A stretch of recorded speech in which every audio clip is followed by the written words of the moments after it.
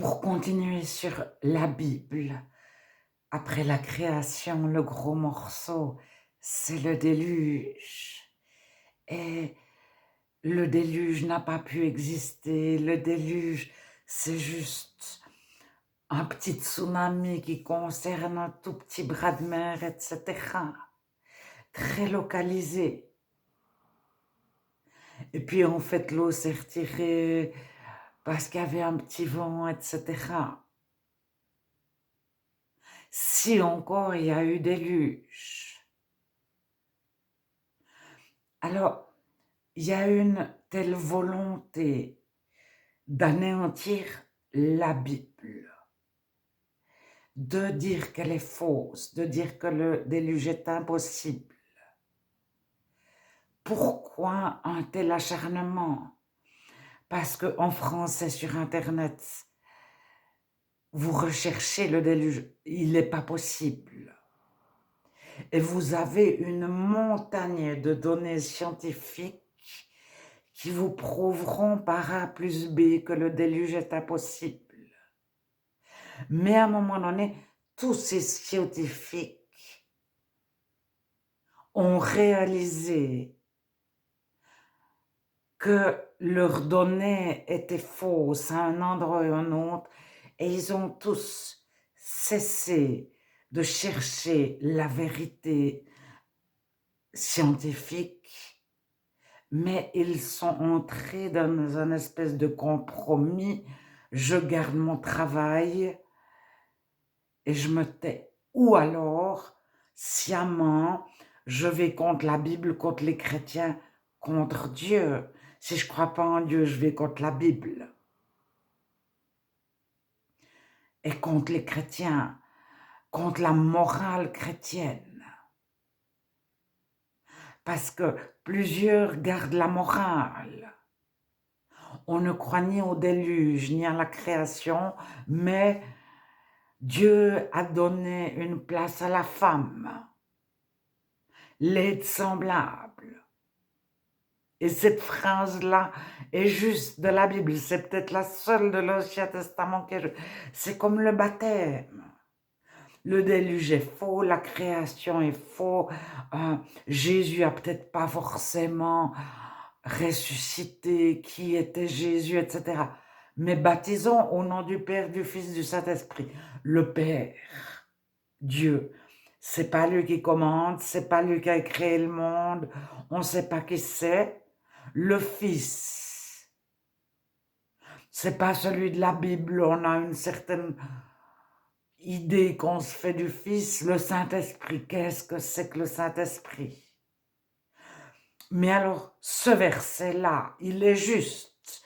Et puis, on baptise au nom du Fils du Saint-Esprit, puis ceux qui ne baptisent pas au nom du Fils du Saint-Esprit sont dans des sectes. Ce sont des résistants, ce sont des insoumis, des révoltés.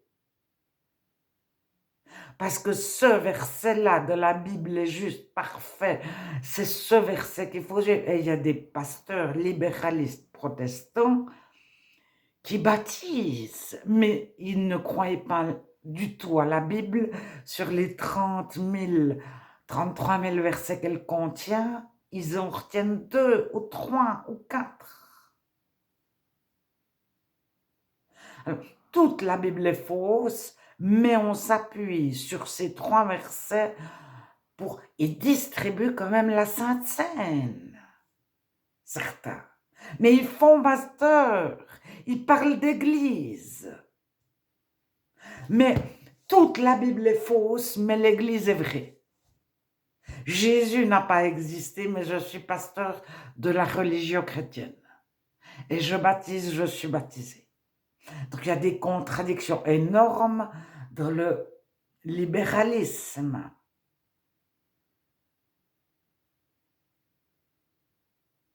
Alors, même les solas, seulement la foi, seulement la grâce, seulement les Écritures, seulement Jésus, Christ, solo Christos ou solus Christos.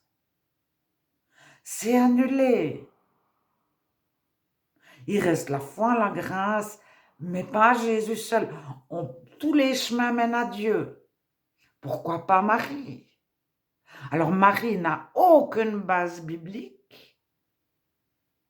La Marie qui est présentée par les catholiques. Mais il se réfère quand même à la Bible.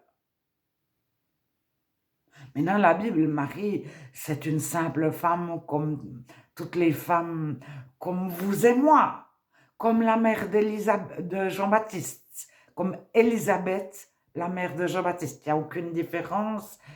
Il n'y a pas dans la Bible de personnes qui sont une élite, un héros.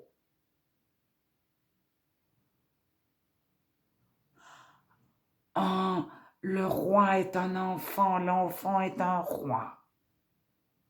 David, qui est le roi, il est comme vous et moi.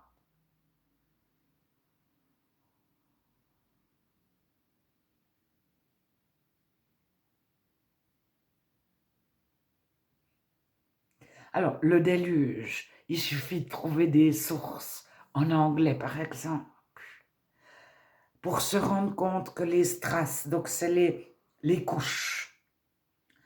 Vous allez trouver des photos sur Internet avec un arbre qui est au milieu de toutes les couches. Donc, son tronc est de la couche 1 qui a 1 milliard d'années, après, enfin, le bas de son tronc, le milieu de son tronc est dans la couche 2 qui a seulement 100 000 ans, et puis le haut de l'arbre est dans la couche 3 qui a seulement 10 000 ans. Mais c'est pas possible. Pourquoi? C'est parce qu'il y a eu un tel tsunami lors du déluge, il a reçu, il y a eu des coulées des glissements de terrain, des coulées de boue. Et la première couche est tombée en premier. Puis la deuxième couche est tombée sur la première. Puis la troisième couche, après avoir roulé, dévalé des potes, elle est tombée sur la troisième. Donc l'arbre, il a reçu 3 couches en quelques minutes ou en quelques heures. Et c'est la même chose pour les bancs de poissons. Quand il y a un banc de poissons qui a été emprisonné tout au fond, c'est devenu comment est-ce qu'on appelle, des fossiles de poissons tout au fond. Puis ils ont reçu une autre couche par-dessus. Et puis il y a une autre sorte de poisson qui vivait plus près de la surface ou qui vivait à un autre endroit. Donc on a délimité des couches, etc. à partir de presque pas de données. Et à partir de presque pas de données, à force de les mettre en avant, tout le monde y croit. Mais on a appris l'érosion à l'école. Les sommets des montagnes qui sont très pointus s'arrondissent. On a compris le vent, etc. L'eau creuse le fond des rivières. Et tout à coup, on retrouve des traces de dinosaures qui ont 3 milliards d'années. Mais c'est simplement pas possible. Parce que, à cause de l'érosion.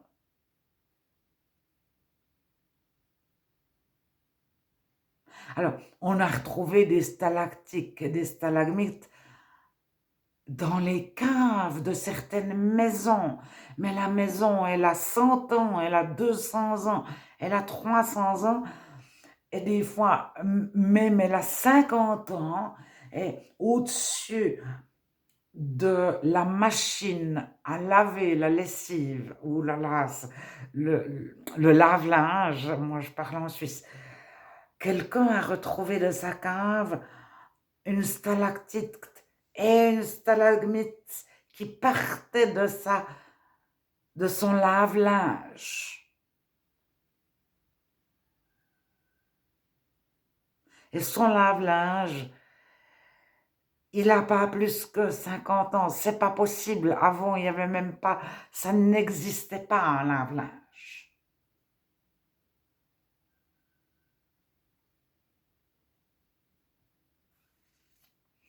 Alors,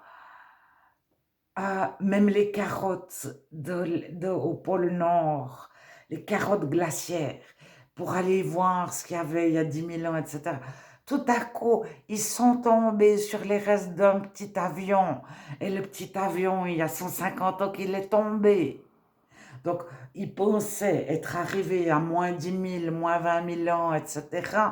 Et puis, en fait, le petit avion, ils savent parfaitement qu'il a 180 ans ou 70 ans, ou 90, 70 ans, 90 ans. Et ils savent, ils ont reconnu l'avion, ils savent l'année de sa construction. Alors, à un moment donné, le scientifique, soit il garde sa place de travail, soit il parle et on fait qu'il ne soit pas écouté, entendu, soit on lui dit, viens avec nous démolir la Bible. Il faudrait que personne ne croie aux juste données de la science.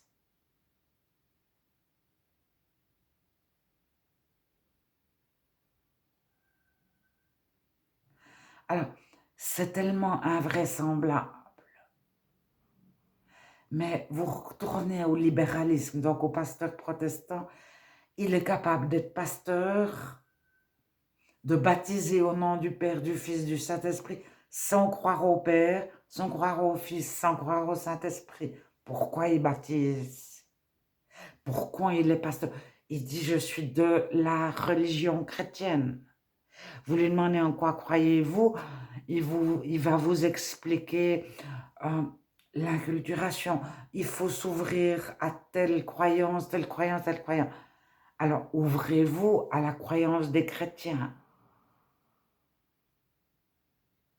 Puisque vous êtes ouvert à la croyance des Mayas, des vaudouistes, des peuples autochtones, etc., etc., etc. Puisque vous pensez que la croyance vient des parents, pourquoi ne pas croire à la croyance des chrétiens? Parce que le chrétien pense que sa croyance est la seule vraie, mais le musulman aussi, et le chinois aussi.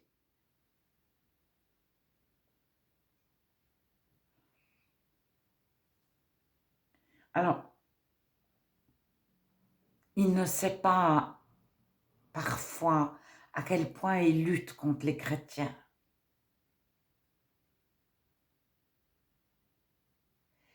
Parce il n'a pas conscience de lutter contre les chrétiens. Ou il pense que sa lutte est justifiée. Mais à un moment donné, il va se rendre compte qu'il est enchaîné. Jésus vient délivrer des chaînes. Quelle chaîne? Alors il y a la chaîne du mensonge, non-vérité, de tous les domaines, que ce soit la météo, la science.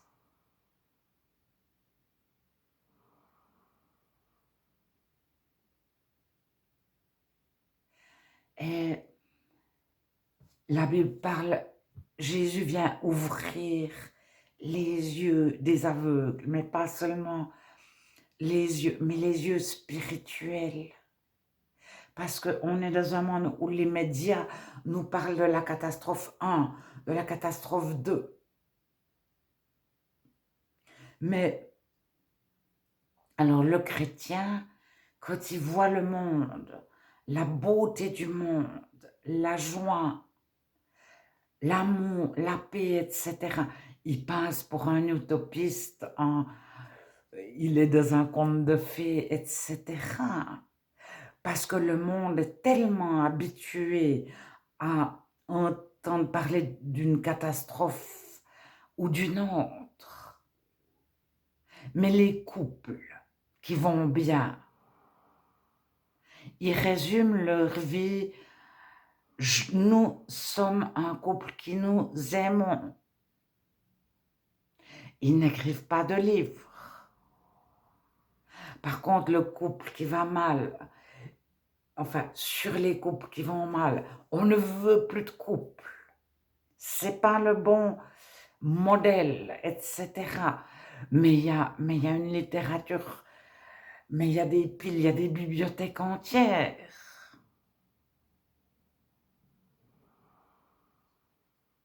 Alors on veut plus des chrétiens parce que.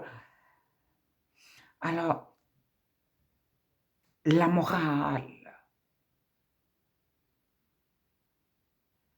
c'est encore pas la vérité du chrétien qui aime profondément. Il ne fait rien à cause de la morale. Parce que la morale, elle a toujours, c'est aussi un mensonge. L'enfant illégitime qui naît sans père qui l'a reconnu. C'est faux. C'est faux. C'est pas du tout la volonté de Dieu. C'est une morale inventée de toutes pièces. Et ça fait que certaines personnes sont rejetées. Alors, Jésus, il vient pour dire à l'enfant qui n'a pas été reconnu par son père, tu as la même valeur que l'enfant qui est né au sein d'un mariage.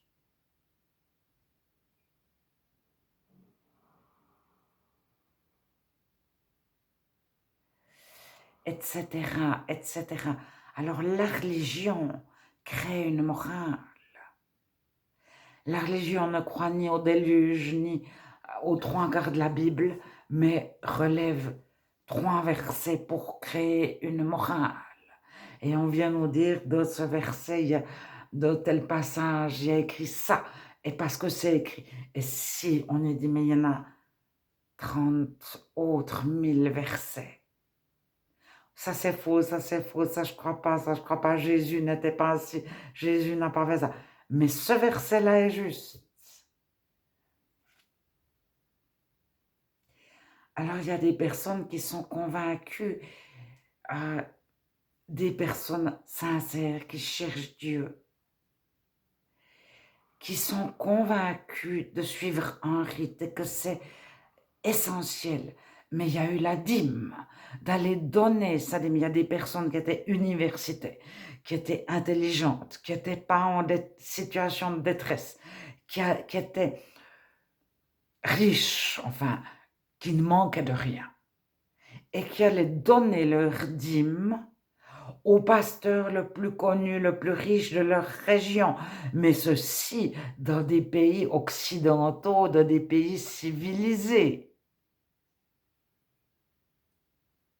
Parce qu'ils ont été convaincus que Dieu bénissait ceux qui donnaient de l'argent à l'église, aux pasteurs, etc.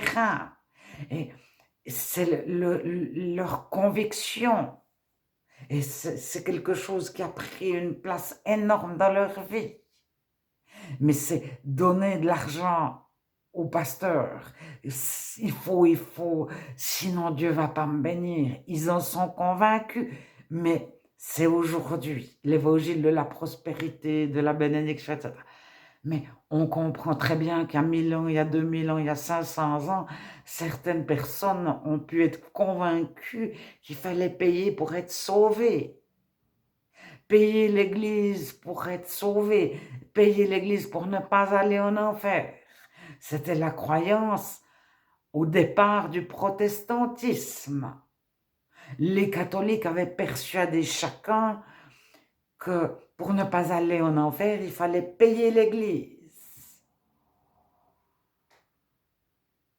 Alors, Après, l'Église catholique s'est tue, etc., etc., mais ce genre de croyance ressort sous une forme ou sous une autre, dans tous les milieux chrétiens possibles, dans tous les milieux non chrétiens possibles, faux chrétiens possibles, etc.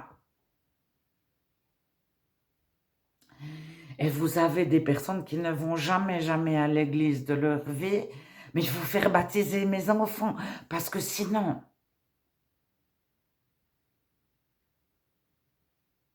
Alors, je ne crois pas dans ma vie de tous les jours, Dieu, mais ça, il faut. Alors, des fois, ces personnes-là rencontrent Dieu, deviennent réellement chrétiennes, mais elles gardent la chose répandue comme une vérité incontournable. Et c'est pour ça que Paul dira, ne discutez pas les opinions, parce qu'il y a des personnes très sincères, etc., qui vont fêter Yom Kippour. Ce sont des juifs devenus chrétiens, et même des chrétiens qui n'ont jamais été juifs, qui fêtent Yom Kippour, ou qui fêtent Pécha la Pâque juive, ou Pâques, mais Pâques, c'est pas du tout de la Bible, en tant que chrétien.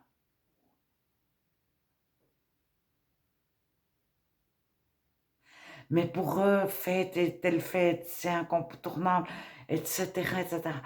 Mais tout le reste, ils ont un cœur selon Dieu.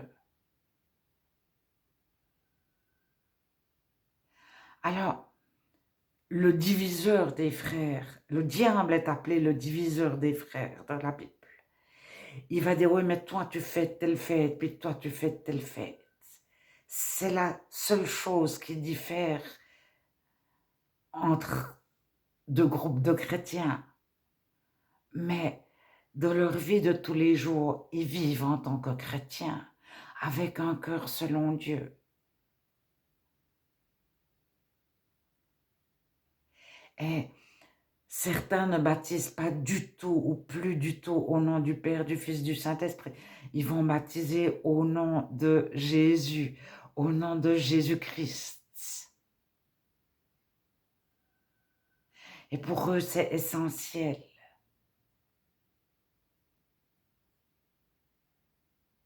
Alors, les non-chrétiens vont mettre ça en avant. Oui, mais ceux-là, il y a ça, puis ceux-là, il y a ça. C'est pas les... Dieu regarde ailleurs. Et le chrétien, c'est son cœur qui importe devant Dieu. C'est pas cette petite chose, mais souvent, c'est une petite chose qui est répétée en boucle dans tous les pays du monde, sur tous les continents, depuis des années et des années, que pour finir, ça devient une donnée essentielle.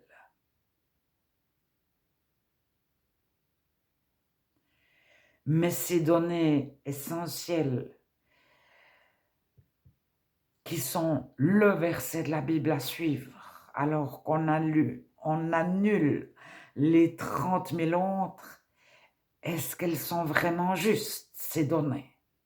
Elles sont répétées, répétées, répétées en boucle, qu'elles deviennent essentielles, incontournables. Mais s'il y a eu un besoin de les mettre en avant, mettre en avant, mettre en avant, comme quelque chose d'incontournable, pourquoi? Est-ce qu'elle pourrait être fausse? Alors, pour l'argent à donner à l'Église, les non-chrétiens voient très rapidement que c'est faux. Mais pour la morale, quand il y a des personnes qui sont oubliées, qui sont méprisées à cause de la morale, c'est aussi faux.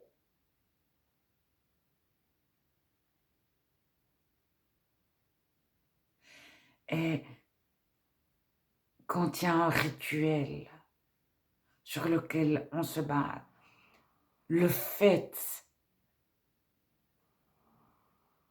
de mettre en évidence un rituel, que ce soit une bougie, que ce soit une statue, que ce soit une phrase à répéter.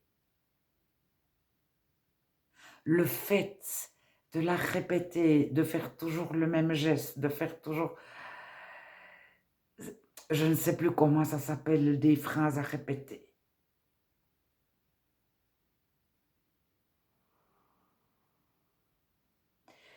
Et lorsqu'on cherche Dieu de tout notre cœur, Dieu nous enlève les choses répétitives, les rites, les rituels, les formules, les textes de la Bible qu'on connaît par cœur, quand on en connaît seulement 2 ou 3.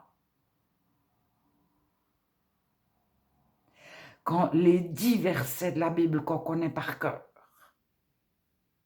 Dieu nous les enlève. Et il nous montre les 30 000 autres. Et il faut faire très attention qu'il n'y ait pas les 10 versets de la Bible qui nous cachent les 30 000 autres, ou le verset de la Bible sur lequel tout se base et il faut lire toute la Bible au travers de cette formule-là, ce verset-là.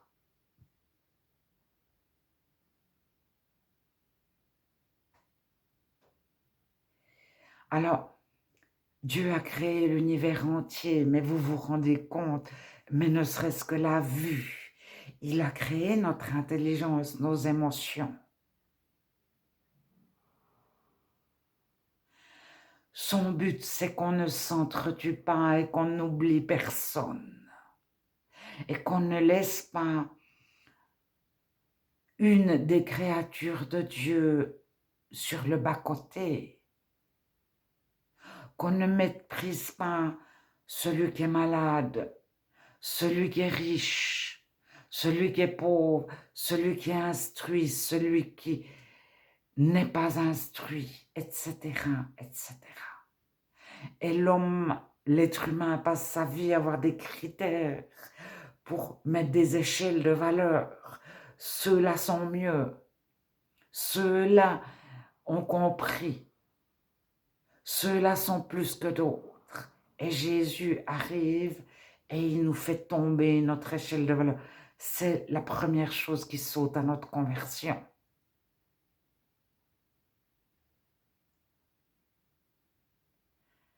Et on ne recrée pas une échelle de valeur. Les chrétiens sont mieux que les autres.